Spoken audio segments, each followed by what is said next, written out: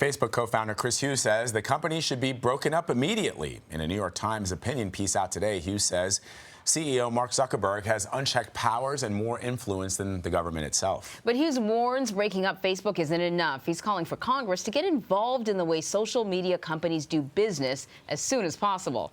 CNET senior producer Dan Patterson joins us now to talk about all of this. Good to see you. Good to see you. So this is a pretty lengthy and in-depth article. Hughes certainly did not hold back. What stood out to you?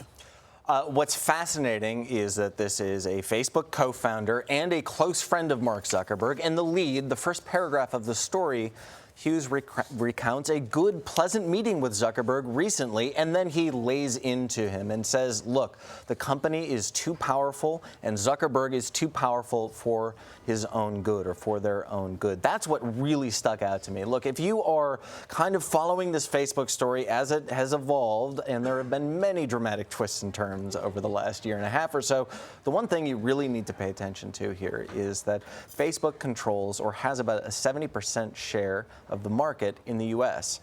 If you were to take that in terms of communications applications, if you were to apply that same reasoning to a telephone company or to any other communications platform, Hughes reasons that, hey, look, you would have to break this up simply because we have a long tradition of not supporting monopolies or breaking up monopolies. So sometimes I go back and forth with this assertion that Facebook is this powerful. And he says, you know, Zuckerberg is more influential than government. And I kind of think, I know Facebook is large, but when you talk about 70%, portion of the, how did you phrase it? Let's say the communications or the application-based communications market. So that's like a market within a market within a market, Yeah. right? And I know plenty of people who aren't on Facebook. Is Zuckerberg really that influential? Well, I think what Hughes is saying is, and he in fact has this analogy that many people after the scandals last year and after the 2016 election said, you know what, I'm done with Facebook. I'm deleting it from my phone or I'm deactivating my account. And thank goodness there's Instagram.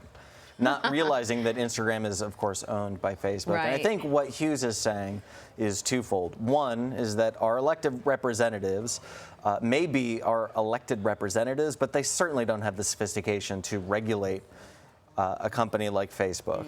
And two, that Facebook has done a pretty good job of obscuring their other applications. So I don't know that this is like, you are more powerful than the president, but what he is saying is that, look, our government isn't doing what they should be doing, which is checking and balancing large corporations, or what Hughes calls mega corporations, and that Facebook itself owns so much of the market that it's really hard to tell the difference between a Facebook app and their competition. He called him un-American. Hughes called Zuckerberg un-American. He did.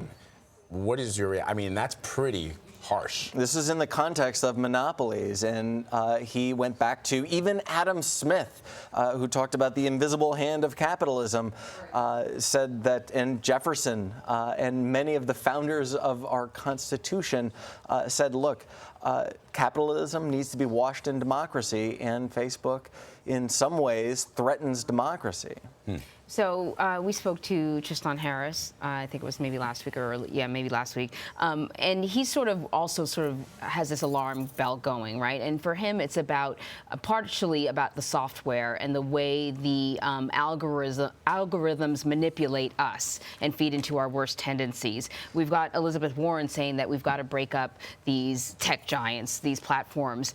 Is this actually realistic? Yeah, so when I talked to those in technology and when I've reached out to the Warren campaign, they've all said, hey, look, regulation isn't necessarily a bad thing. And sometimes industries could use regulation, but we need thoughtful regulation.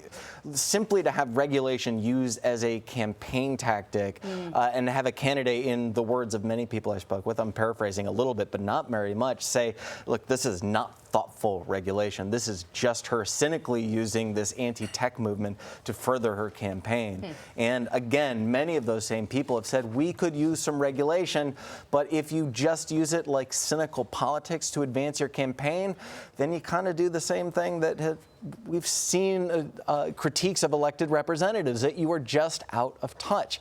And the challenge right now, I think what Tristan Harris was saying and what Chris Hughes is saying, is that our elected representatives really need to act like a check and a balance against these mega corporations, no matter what the mega corporation is. All right, Dan Patterson, thank you very much. Really interesting, and I urge everybody to check it out because it's kind of a long article, but yeah, it makes a but lot it's of worth interesting digging points. into, especially if you're the consumers That's right. of Facebook and so forth. Thanks, Dan.